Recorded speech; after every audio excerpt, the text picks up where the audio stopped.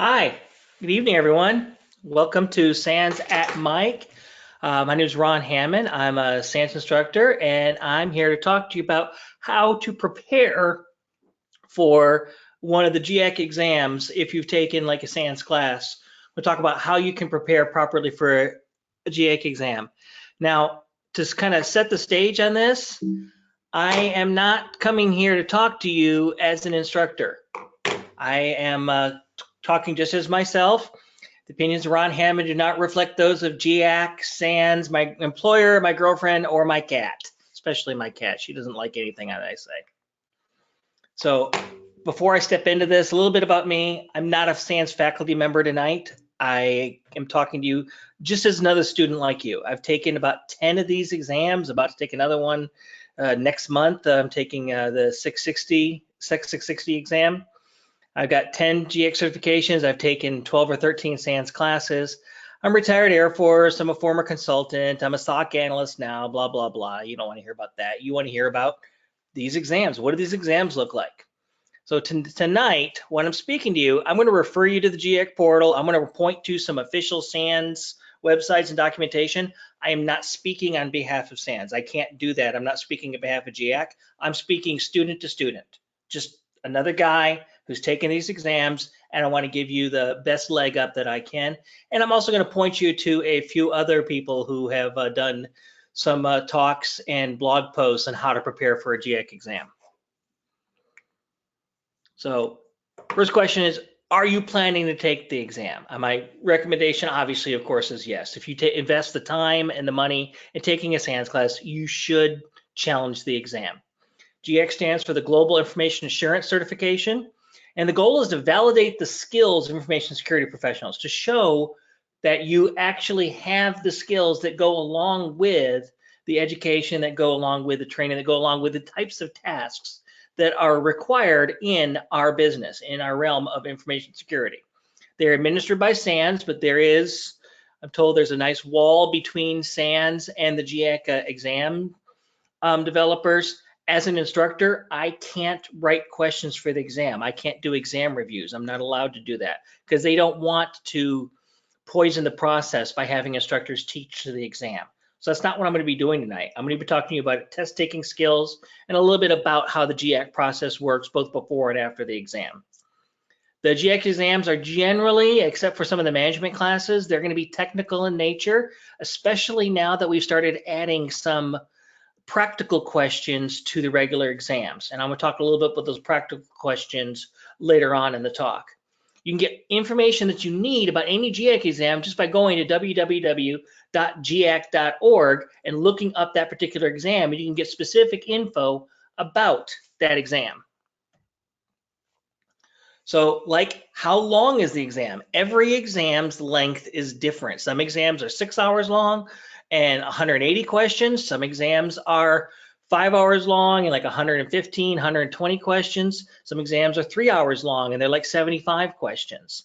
You go to the giac.org webpage and you can look up that particular exam to get info about the exam. So if you go to a giac.org, and you can go to a particular exam.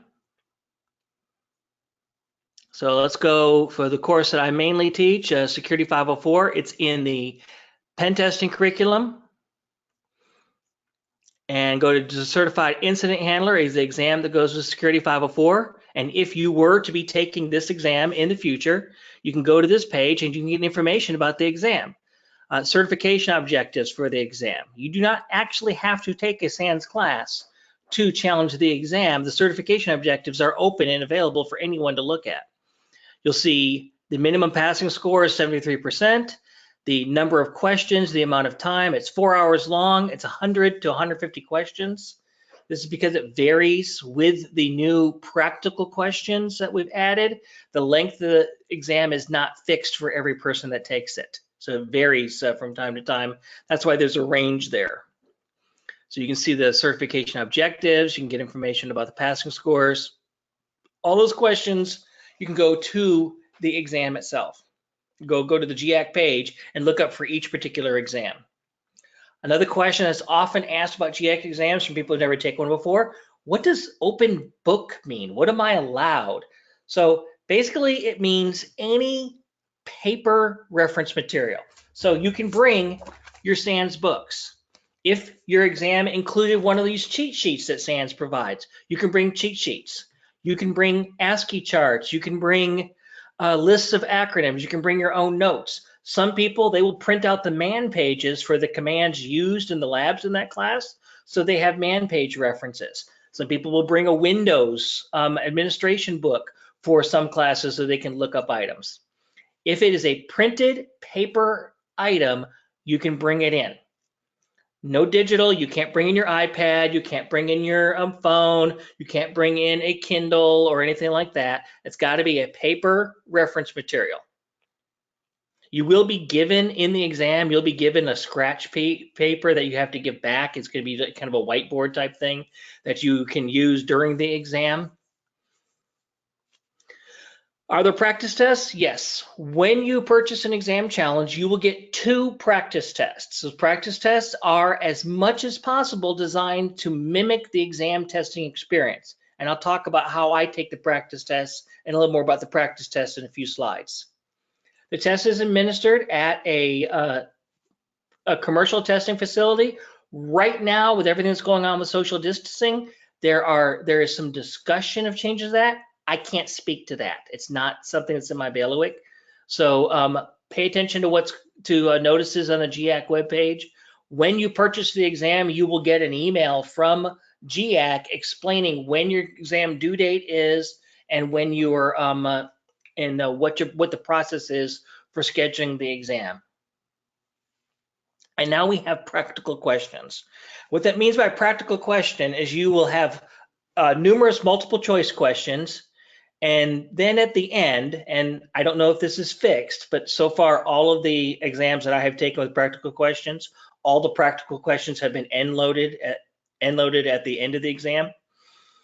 You'll get another multiple choice question with a number of answers that you have to actually run commands or use tools in the target environment to get the answer. And then there'll be a button you can click to give you access to a virtual machine, either Windows or Linux or Mac or whatever type of operating system that question is based upon. And you can switch into that virtual machine and you can run commands. You can open up command prompts. You can double click icons on the desktop. You can open up GUI tools to try to get the answer. What I have noticed is there tends to be more answers than a typical multiple choice. Like a typical multiple choice, you have 3, 4, 5 questions. For the practical, they have like 8, 9 different choices of potential answers. Again, I'm speaking as a student. I can't speak on behalf of SANS. I'm sharing my own experience in having taken these practical exams. So I'm going to talk about the way that I study and prep for an exam. Everybody studies differently, and this is what works for me. I have coworkers that come to me. I don't know where to start. I don't know how to delve into this. I start reading the books and I just go to sleep in 5 minutes. And I can identify with that. It's hard to just sit down and study. So I'm going to talk about what works for me. Depending on how I take the exam, the timetable does affect the way I study. I have taken this exam in a military environment in which I finished the class on Saturday and I had to take the exam the following Saturday. I've taken it in a conference environment where I've had 4 months to take the exam. I've taken it in OnDemand where I've had the 4 months access to the OnDemand and I take the exam at the end. So how I prepare is driven sometimes by when that test due date is for me. So the resources that I use for studying, the ones that I recommend you focus on, is of course, you start off with the books. The course MP3s will be in your portal. If you purchase the OnDemand is an excellent resource because you can go back over and review slides with the material being spoken at the same time. Absolutely the labs, especially now that we have practical questions, and the practice tests themselves. Your number one primary source has to be your books. They've got to be. Everything in the exam should be in the books. and every book is considered to contain testable material.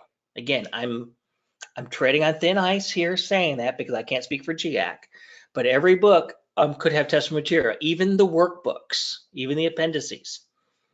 Everything on the in the exam should be available in your books. That doesn't preclude you from bringing other resources if they help you, though. I also like to listen to the MP3s with the books in front of me. Like I'll listen to the MP3s, I'll have the books in front of me so I can turn the page in the books as the instructor is going through the various slides. This helps, I think, for me. It helps kind of lock the audio, what I'm hearing, with the visual, what I'm seeing on the page, and it helps me remember where things are in the book, and it helps me kind of like build like a structure of what's going on in the text.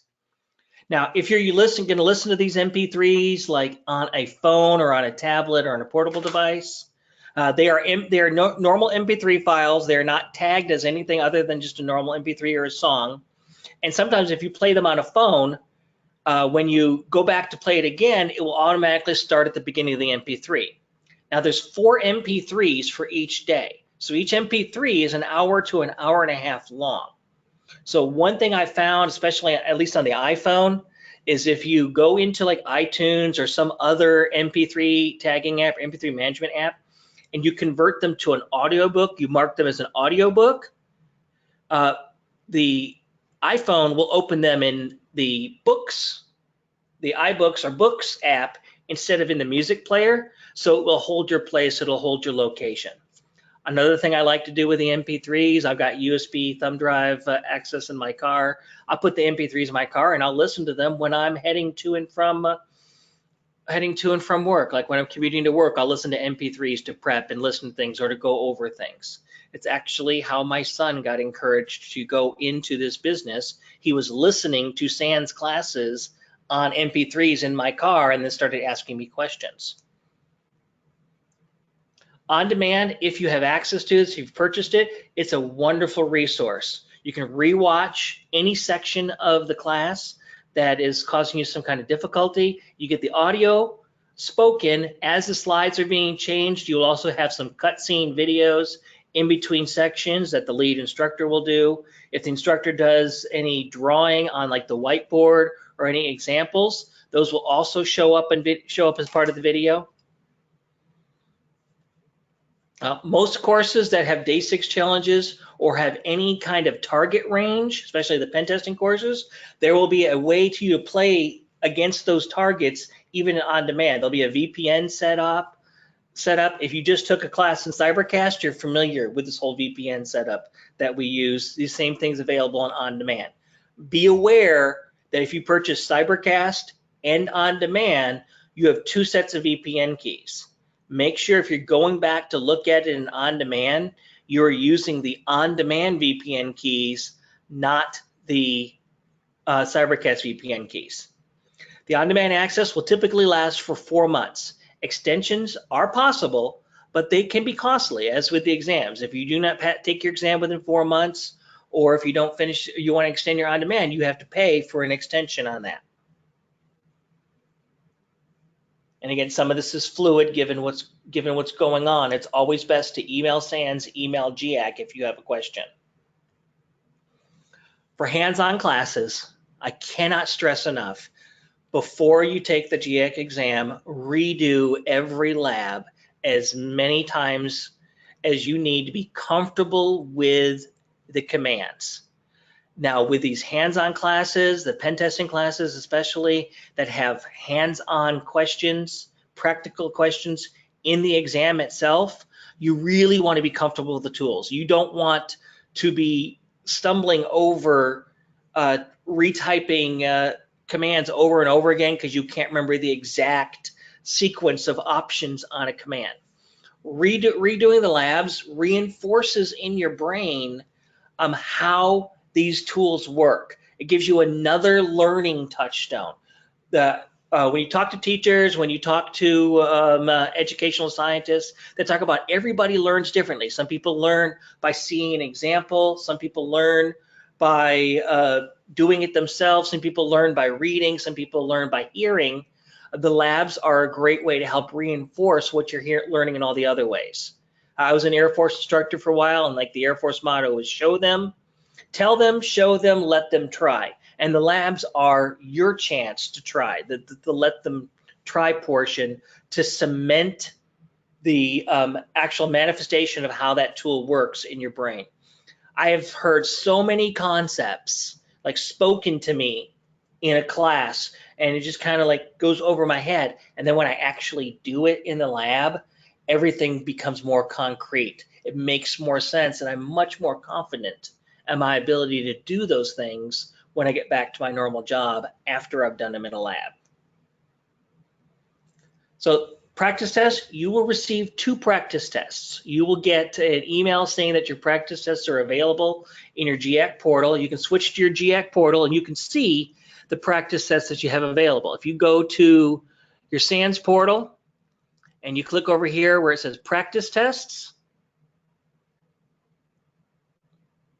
you'll see you have practice tests available to take. You can actually see the history of practice tests that you've taken in the past. I'm going to scroll past real fast so you don't see which ones I failed or which ones I did poorly on my practice test. You can also see what certification temps you have available. You can get a history of all your certification out here on the GIAC page. I will take 1 practice test early in my study cycle, hopefully like within a week or 2 after I take the class. And I try to take that closed book. What I'm doing there with that practice test is I'm trying to get an idea where my shortfalls are. I'm trying to figure out what I'm missing, what I really need to focus on, what areas of the MP3s or OnDemand I have to re-listen to, what areas of the books I need to dig into and reread, etc. I will take a closed book, except for like a port list for TCP/IP. Sometimes maybe there'll be like 1 reference will be, so I don't have to remember all port numbers. But other than that, I don't want to bring any reference material in there. I want to see what do I know off the top of my head. And at this point, I start building my first index. I start building my index. When I get to a question that doesn't make sense to me, I put a line in my index for that topic. That way I know later I have to have an index line for that, and I have to study it. I take the second one close to the exam. The typical way I do practice tests, it always seems to work out that I schedule my exams on a Wednesday. On Sunday, Monday, I build my index. And on Tuesday night before the exam, I take my second practice test, full simulation. I have my index, I have my books, I have my cheat sheets. I follow the timing, exactly what I'm going to do the next day when I take the actual exam. And this is, for me, it's kind of like a dress rehearsal or a final calming down test, because I come out of that more confident, like, okay, yeah, I got this. I can do this. I can pass this exam. It also helps me check my index. If I see like 3 or 4 questions and I have nothing in my index on that, and I don't know it off the top of my head, that's a place for do a little bit of spot studying and make sure I add lines of that to my index. So index. The index is basically just a printed sheet of paper that for every topic that there could be a question on, it has a page number in your books for that topic. I'm a procrastinator. My indexes tend to be written at the very last minute. I make that work to my advantage though. When you're building an index, when you go through the book page by page to create that index, you are actually studying. And I'm going to go through my index building process so you can see what I mean by that. So let's go to just a spreadsheet. You can use Excel, you can use LibreOffice, you can use Numbers if you're on a Mac. Any spreadsheet program will do. And what I will do is I will go through the book and I will go to the pages that have actual content. I'm not going to index the title page, the copyright page, title page, again, tables of contents. I'm going to index content, a content page. Book I'm doing here, this is the Security 660, the penetration testing, advanced penetration testing and exploit development. And this is book 1. This is the day 1 book. So I will go through and so the page is objectives. What's the objective of this module? Yeah, maybe that objective for the course, maybe not necessarily something that would be testable on. Network attacks. I have a list on this page of various types of network attacks. So I might do an index page for this. And I'll go through page by page and I will type in a network attack. So I'll set up a column. I'll set up 4 columns of my index. First column is topic. Second column is book number, page number, and then the notes column. And then for a particular page. So let's pick a page at random. And we'll talk about, so here's a page. It's on a tool called CP-Scam. CP-Scam is a tool that's designed for breaking in through captive portals that require some kind of authentication or payment process before you can access a network service. So this is in the section of the book on network authentication control evasion. So I might put in the name of the tool, and the name of the slide is CP-Scam. So I'll put in CP-Scam. It's book 1, it's page 45, and then the notes is where I put freeform info. Freeform info like, what is the tool for? It's for captive portal evasion. And there may be other things down here in the notes page. There might be something important here in the notes. This is where index building turns into studying. Because when I build an index, to make this line make sense, I have to understand the page. I have to understand what I'm writing an index line on in order to write a good index line. So I will put information on the notes page that correlates this to help me answer questions. Sometimes when I'm doing an index, I'll look at a page and I'll ask myself, if I were writing an exam, what would I ask about CP-Scam? That's what I want to make sure I put into the index. Now, if you really do it right, you'll spend all this time building an index and then you'll never even open it up in the exam because you've learned everything in the course of building the index. Another thing I do when I build my index, so CP-Scam, it's about captive portal evasion. I might do 2 index lines for the same page.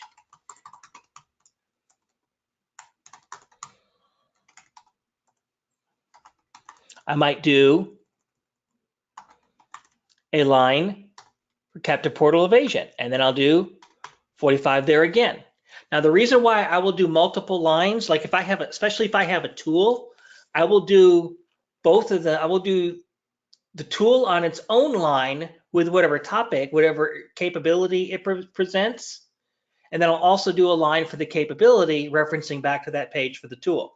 Because sometimes you might get a question that has a list of which tool would you use to do X? And they'll give you a list of 5 tools and you don't remember one of the tools. You have no idea what it does. And you don't know the answer to the question. You have no idea what that tool does. Well, if I go look up that tool, I can either zero in, yep, that's what I'm looking for, or nope, that tool has nothing whatsoever to do with the captive portal evasion. That tool is for Wi-Fi spoofing. That's not going to work for me. And I will do that for every page in my book.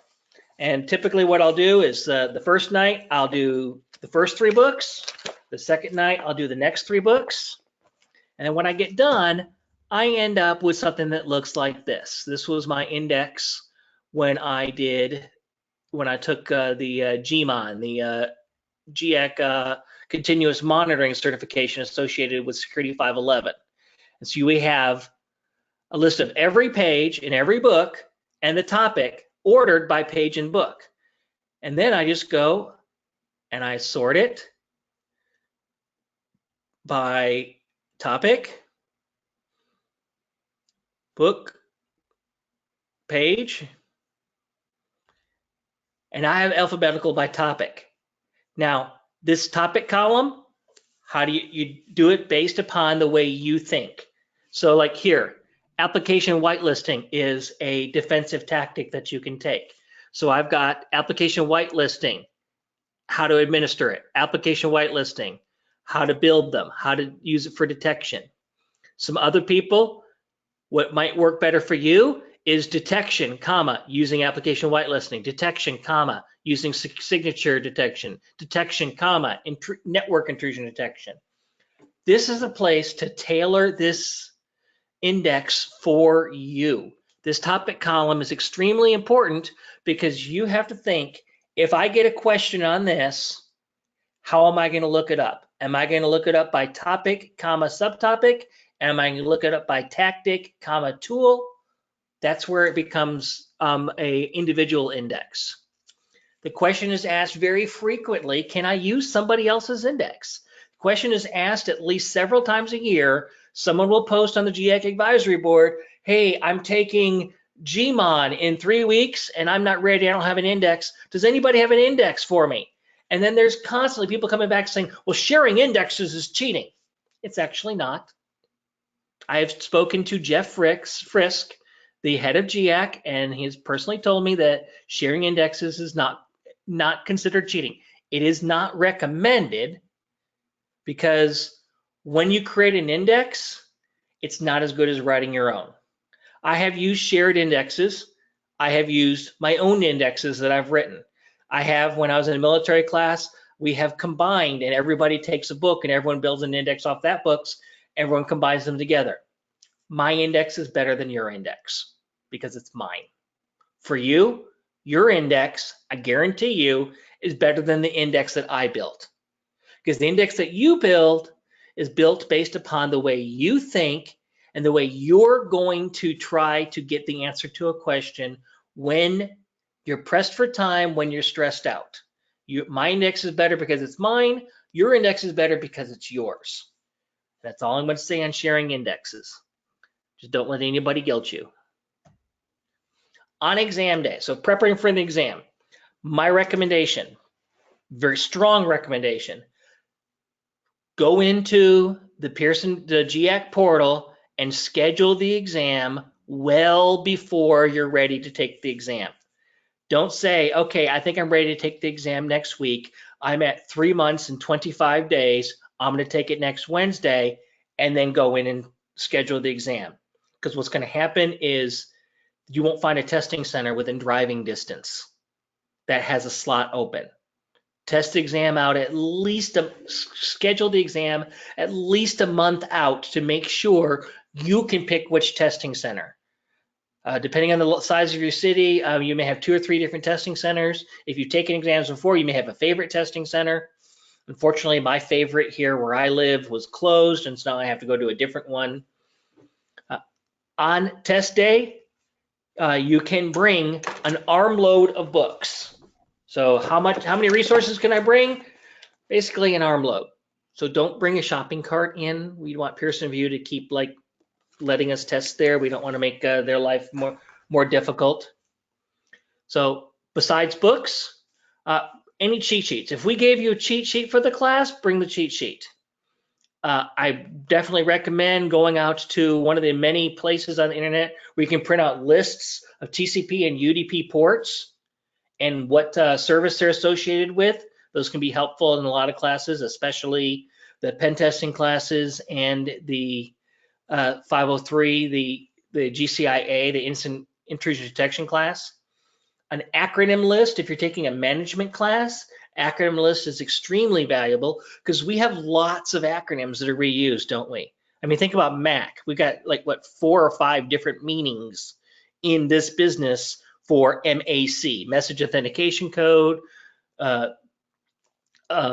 MAC address, etc. One thing I recommend, if you have to do binary to hex conversion in an exam, such as for GCIA, get yourself an ASCII chart that has binary, hex, and decimal matching values.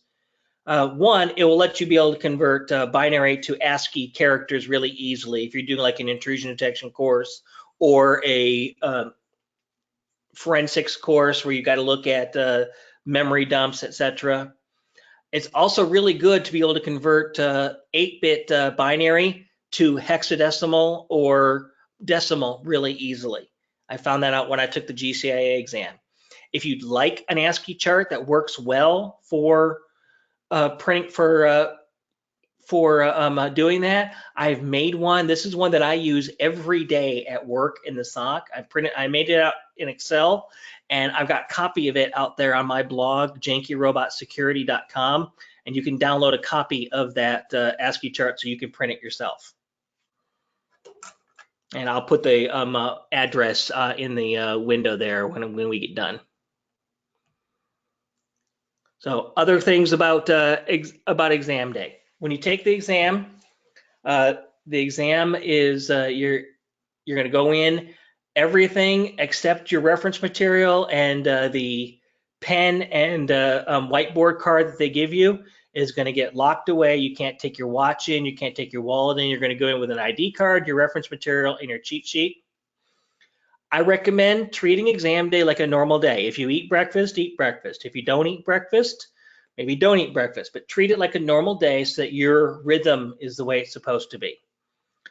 One thing that throws people on SANS, on GIAC exams, is you can't go backwards. Once you've answered a question, it's done. You can't go back. This prevents you from answering a question and then 10 questions later, you realize from the answers of question 30 that question 20, you're wrong. You can't go back to it. You are allowed to skip questions, and then the questions will be given to you at the end so you can catch up. One caveat, if you skip questions and then you take a break, you're allowed 1 or 2 breaks in the middle of the exam. You have to answer all your skip questions before you go on break. The idea there is they don't want you to go to the bathroom and then grab a phone and call somebody for help. It's actually, you have to answer all questions. So bear that in mind, that if you think you're going to take a break, don't wait until you absolutely have to go, because you have to answer those questions before you go. So I rarely take breaks in classes. That's just the way it works out for me. I rarely take breaks in the exams, but you know what works for you. Once you have taken the exam, you're certified, now I can relax. So some things you want to think about after you're certified. Should I write a gold paper? This comes down to, do you want to go out and write an academic paper based upon the topic of that course? And lots of people want to do that. You can get your certification upgraded to a GIAC Gold certification by writing an academically judged paper based upon some advanced area of that topic. You do need to keep up knowledge in this for the certification. The certifications last for 4 years, and after 2 years, they're going to remind you need to recertify. Now, when you recertify, you can do it 2 ways. One way, you can take the exam over. Another way is you can demonstrate that you have kept up with professional education. So taking another SANS class provides you with continuous professional education credits that you can use to recertify. Viewing webcasts like this also are CPEs. And if you go out to the webcast page, you can see lots of technical webcasts on a lot of different topics. All these @Mike talks, if they're on the webcast, when you register for them, it's going to record that you registered and viewed that webcast, and you can use that as 1 hour of continuing professional education for recertifying an exam. Now, one thing I very highly recommend, and one reason why I recommend people to build a good index and study really hard before the exam, don't shoot to just pass the exam. Try to get the best score possible. If you get a score above 90, you will be invited to join the GIAC Advisory Board. GIAC Advisory Board is a mailing list of GIAC certified professionals where that GIAC can use it to send information about GIAC, about SANS out to professionals. But you also can send your own questions and your own things to the GIAC Advisory Board. Now, completely aside from my role as a SANS instructor or anything like that, I can say with 100% complete honesty, I have never seen a mailing list, a bulletin board, a forum, anything in this area of computers or computer security in my almost 30 years in this business with a higher signal to noise ratio than the GIAC advisory board. You ask a question, you're going to get an answer very quickly, and there's no draft. There's no salespeople getting on there advertising their latest product. There's nobody there as, hey, come look at my demo for such and such SOC tool, so that they can get their sales foot in the door. And it's fairly well self-policed. People on the advisory board, if the topic of discussion veers too far away from the original discussion point, people will say, hey, take it offline. It even got to the point where people were kind of getting upset about the number of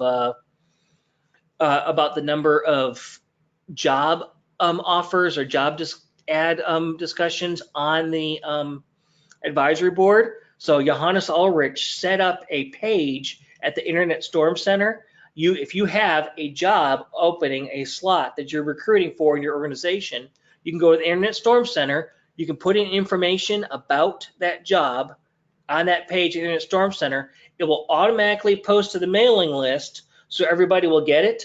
But they put in the subject line standard text that says it's a job ad, so you can filter it out, so you don't have to see it if you don't want to see them. So when I say it is self-policing to keep that signal to noise ratio, I am not kidding. About the third email in a row where somebody has taken something and made a joke about it, people will jump in and say, okay, yeah, take it offline. This is the advisory board. That's not what this is for. I strongly recommend doing your utmost best to get that 90% so you can get on the SANS advisory board. So I have a question in the window there. Can we see the answers to get wrong? I'm glad you asked that question because I missed that. When you take the practice test, there will be options in the upper right-hand corner of the screen that, of course, are not there when you take the actual exam.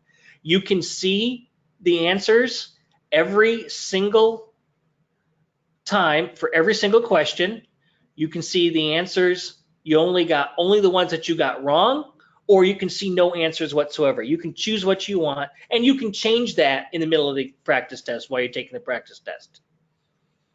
You will, about Friday or Saturday after you take a SANS class, what are like 6-7 days afterwards, you will get an email from GIAC that will tell you that your exam challenge is now ready, and you have 120 days from then to take the exam. So you have about a 4-month period after you finish, 4 months and a little less than a week after you finish the SANS class to take the GIAC exam if you purchased an exam challenge with the course. So I'm gonna pause here in case anybody has any other questions. You can go ahead and you can type them in there in the question window or in the chat window. And while I'm waiting for questions, some resources, you can go to the SANS reading room. If you are interested in writing a gold paper, the SANS reading room has all of the gold papers that have been submitted and approved by SANS. So when you write a gold paper, you're actually being published. And you can go look at other people's gold papers to get an idea of the level of intricacy, the level of information. You can use them as resources in writing and cite them in writing your own gold papers, or you can cite them for your own products at work. Now, I'm not the only person, SANS instructors or SANS students or others that have given tips on how to prepare for the exam. If you are way more OCD and organized than me, you probably would like Hack for Pancake's GIAC Study Tips blog. So Leslie Carhart, she's a security analyst in the ICS space. She did a blog several years ago on how to prepare for a GIAC exam, and hers is phenomenally detailed and involved, down to what to do from like various weeks of prep time, if I recall correctly. Talked about how to tab your book. So you can go out for Hack for Pancake's blog and see her GIAC prep, and I got the link there on the slide. How close to the practice test to the actual exam? I'm pretty impressed with how close they are. They are closer than any practice tests I've taken for any other certification exam. They look pretty close. You're taking it in the exact same exam engine. You're just taking it in your room, in your house, or your workplace instead of taking it at a testing facility. The questions are pretty close. I generally score on the actual exam a little bit higher than I do on my second practice exam. So the practice exam is pretty close to the actual exam. Ted Demopoulos, another SANS instructor and author of the book InfoSec Rockstar. He's got a YouTube channel. On his YouTube channel, he has a video on how to prep for a GIAC exam. And Matt Toussaint has a tool to help you build your indexes. The Voltaire tool, you can go get it from GitHub. And he just tweeted like 2 days ago that they have updated he's updated the tool. So you can go out and look at Voltaire and get the most recent version of it if you go out to his GitHub. So question, if you're taking multiple exams in a row, a few weeks apart between each exam, do you have any tips on how to prioritize focus of studying? I haven't been through that experience yet. I've had to take exams the closest I've had to take them is like a couple months apart. I would recommend looking for commonalities between them. And again, taking that practice test early helps you know where you've got to study and can tell you which exam you have to focus more study priority on. But obviously, work on building that index and learning where the material is very close to the actual exam. One reason why I really stress the building the index thing is it is a form of studying. My goal when I go into a GIAC exam is to answer at least half to 3/4 of the exam without looking at a single resource, to just know it right off the bat. Boom, yep, I know that exam. And building that index yourself instead of using someone else's helps you get to that point. I want to know the concepts down cold. I don't necessarily want to memorize order of particular command switches on a tool. Like I'm always looking up Nmap, what switches to use for Nmap. So my goal is to answer 3/4 of them cold, just out of my brain. About half of what's left by looking at the notes page of my index, and only look up in the actual books a few of them. Now, one of the reasons for that is taking a GIAC exam is in some way, it's a stress management exercise as much as a knowledge test. Because if you think about it, for 150 questions in 4 hours, so you've got 240 minutes, 150 questions. That's about 1 minute and 43 seconds per question. If you have to look up every single question and find the page it's on, you will run out of time. You're not going to finish if you have to look everything up. So building your own index and ensuring that you know where things are, but also learning while you're building. It's just one more place where you're reinforcing the info in your brain. And the nice thing about that is if you can answer a bunch of questions without opening your book, you now, instead of 1 minute and 43 seconds for the ones you have to open up your book, now you have 2 or 3 minutes for each of those questions you actually have to look up. So any further questions?